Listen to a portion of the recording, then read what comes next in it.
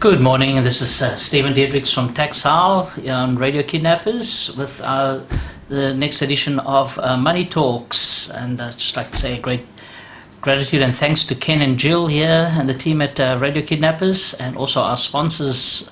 Just without our sponsors, we cannot get the show going, and Ken and Jill make me sound good on this program. So this morning we're going to be talking about a bit about courage and vulnerability. We've got Darren here from Monica Loves, and what Darren has done is really taken a lot of courage. Just as we've come out of lockdown, he and his wife Tanya, they purchased Monica Loves, a wine cocktail bar and a specialist beer bar. So just coming out of lockdown and doing that, out of level 4 when everything was shut down, there was hospitality was totally dead, and out of the blue they've decided we're going to buy this bar. So some people would be thinking, really, what are you doing? And that was my thought too. So to Darren, why, when everybody was trying to use the wage subsidy to keep people employed, organizing things with their suppliers, organizing deals with the landlord, why did you decide to take that on and buy a pub just out of level 4 lockdown? Well, to be honest, Stephen, there was moments when I thought we were a little bit mad as well, but the journey started slightly before COVID, when we were looking into getting into the hospitality industry. So we were slightly warmed up and prepared for it, and then COVID came along, which was quite typical, a large speed bump in the road to say the least, but we'd already sort of made the decision, and we were mentally focused on going ahead, and the owner of Monica Loves wanted to sort of get out, so it was a matter of just making it work for both parties. Right. And we did a lot of risk planning, yes, which was probably the smartest thing I can recommend to anybody, but we crossed our fingers, was a big part of it, and got stuck into it. No, that's good. And you mentioned the risk planning, so there's it's a good thing, because you also mentioned cross your fingers, but it's more of a calculated risk, so not so much crossing the fingers then, I guess, just... Absolutely. Yeah. I guess the cross the fingers part was to do with COVID. No one really knew what the world was going to do in the next 24 hours at any one moment for a time there, so we did the best planning we could based on worst case scenario, and we felt like we could get through a reasonable length of time in a worst case scenario. So we made the decision and signed on the dotted line. Well, that's good. That's good. Yeah. And like with COVID, like say, nobody knows what's going to happen. No matter who comes into government, they can't guarantee anything. We may go back to level 2 right through to 4. Just so with that and your employees, how's the communication been? Because I know of a couple of people that have decided to leave the hospitality industry. And how have you been and communicated with your employees on that? Yeah, that's a good question, and we're really people person, which has got a lot to do with how we run our business. We want the staff to feel stable and comfortable in their future employment. It's got to be the most riskiest industry to be in, alongside tourism at the moment, and so we relay a lot of information to them that again, we've done a lot of planning. We're careful financially. We want them to be able to keep their jobs and certainly feel comfortable and be productive within their work as well. Oh, that's good. So it's more of a team, a collegiate environment. Yeah, absolutely, Yeah. Absolutely. So they vocalised that they were mildly concerned when we took over that one or two of them might drop off the radar with the transaction happening, and we made it very clear to them at the beginning that we wanted them, we needed them, and it was our plan to only ever keep them and develop them and try and keep the business sustainable. I'd imagine they're just good for the bottom line and sales coming through. And absolutely. Yeah. So with that, have you had to modify the menus or to have other sort of promotions or anything like that? Yeah, I think regardless of what the climate is out there in any industry, you've got to keep things new and fresh and exciting to keep your customer retention or to invite new customers to attract them to your establishment. So we've absolutely done that. My partner Tanya, she's really big on the wine side of things and the food side of things. So she kind of took the reins with that and worked with our chef, made a lot of new interesting treats, and it seems to be paying off and working out. People are loving it. Oh, well, that's good. That's great. So, just with that, like, you've got the one side, which is the food and the drinks and things, but and then there's the other side with the keeping the place nice and clean and attending to the occupational health and safety and that sort of thing. And in the restaurant with the food business, there's lots of rules. So how have you found it now with with COVID being around and with keeping up to date with those rules? Sure, yeah. There are a lot of rules, a lot of legislation, and it's a lot to keep up with. Often places are trying to run fairly lean, and unfortunately, I think in a lot of cases, health and safety sometimes goes by the wayside a little bit. During COVID, it's definitely not the time to do that. And one of the other things we did quite quickly on after purchasing the business was employ some new staff. That's good. Which is the opposite of running lean, but we just knew we had to keep up certain levels of service and health and safety, and we had to increase our team to achieve that. Right. Okay, so I'd imagine with the high touch areas around the bar, there'd be a lot more hand sanitizers and cleaning products used. Yeah, we bought some new equipment and some new products, and we've got quite an extensive cleaning routine, which we would, we're those kind of people anyway, we would always maintain that, but COVID was just a good opportunity to show everybody that's what we do naturally anyway. That's good. Good, yep. And then just with marketing and getting Monica Loves the name out there. I know it was already known, but what have you done to just get the name out more? So marketing's not really my forte. I've got lots of nice ideas, but I'm a big one for sometimes passing things on to the professionals.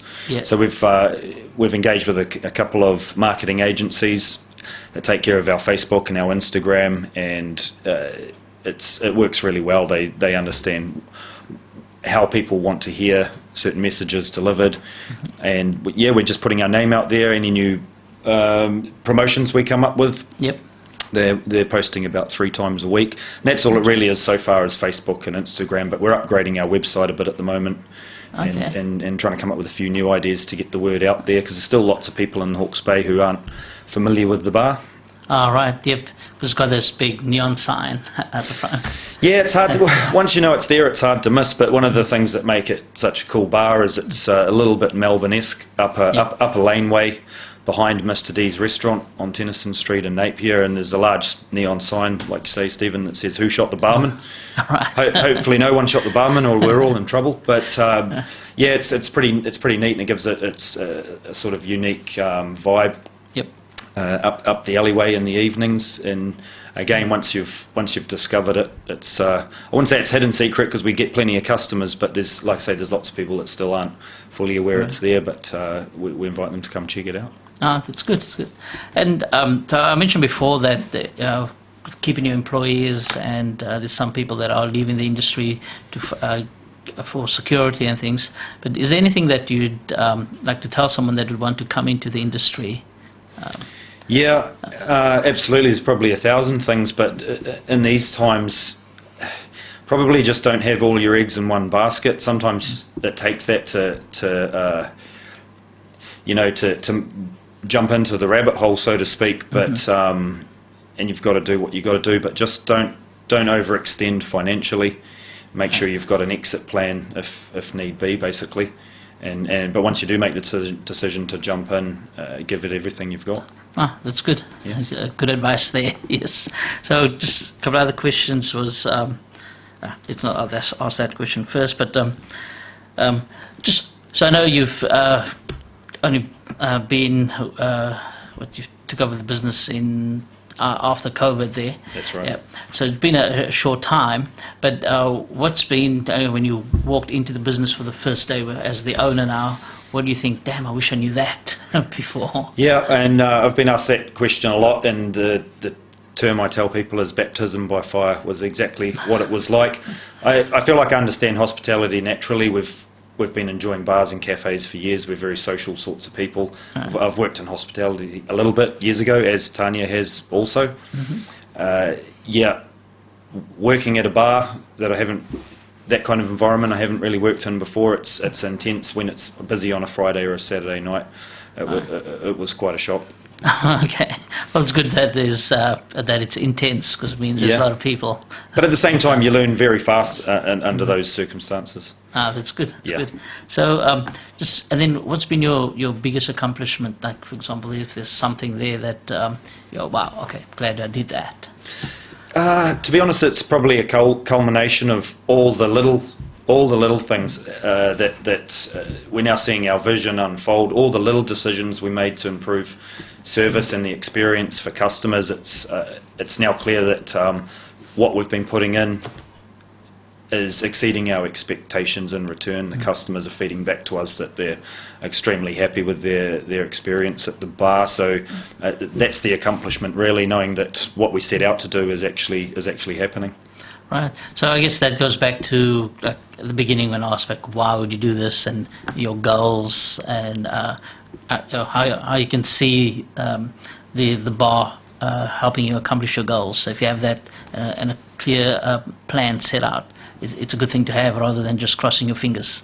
Exactly. And again, the vision, we wanted a bar to be exciting, and to work in that environment was part of the decision we made, to head in that direction. But what we really visualised and wanted was just to be the best at our game and have satisfied customers, because that's what it's all about. It's in the definition of hospitality, really. That's good. That's good.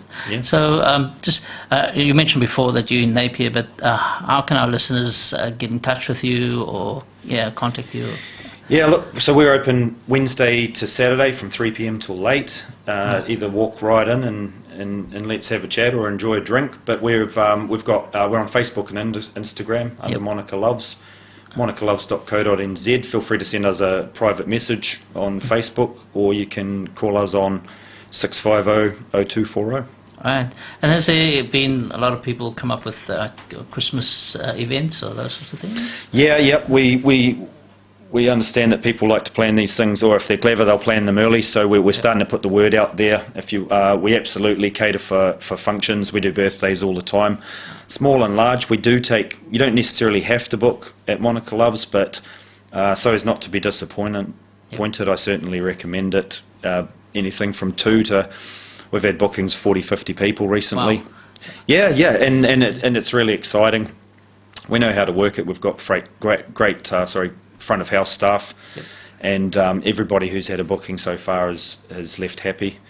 That's good. Yeah, but especially for Christmas functions up and coming, talk to us now, because there's only a certain amount of days and weeks that we can fit those in between now and Christmas, but we'd be happy to help. Yeah, no, that's really good, because I have seen that, especially around here in Hastings, that it's like the Hastings Council has brought out Christmas earlier, just to help people come out of that, I guess, dullness, if you want to call it that, of being locked down in COVID. So there's that extra happy time with Christmas being brought forward, which is a good thing. That's a good idea, and I think that I'm sure that all the hospitality establishments will jump on that bandwagon. Yep. It was actually nice to see all of them, kind of not in a Christmas sense, but just lots of places came out with promotions and incentivised people to come out and support the establishments, which subsequently gave everyone something else to do post-COVID. Yes. And it's been going well, I think, but speaking to other competition establishments, and I think Christmas will be the next thing that gets everyone a further step away from it, hopefully. Okay, great. Well, just before we sign off, so going into the future, how do you see things working out for you at Monica Loves, or if there's any other things that you guys are doing? Yeah, absolutely. It's our intention to only ever increase the customer base and keep up with, like I said, keeping things interesting, changing the menu from time to time, new drinks, new cocktails. We've got a senior mixologist who invents all our very sought after cocktails at Monica Loves. He's doing about a new one a month at the moment.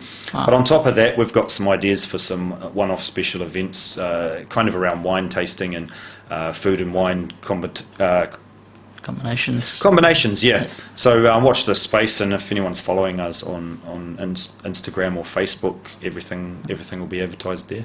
Oh, well, thank you, Darren. Thank you for coming to our Money Talks here at Radio Kidnappers. So, look, that just shows that if you are willing to put yourself out there, be vulnerable, and take the courage that even in an industry that has been really hampered by COVID, that there are opportunities out there. Yes, there are risks, but take calculated risk and do your sums, and then, well, basically, if it all works well, if your numbers work well, take the plunge, and like Darren says, go in full-heartedly. So thank you, everyone, for tuning in to Money Talks this Tuesday morning and on Radio Kidnappers, and enjoy the rest of your day. Thank you.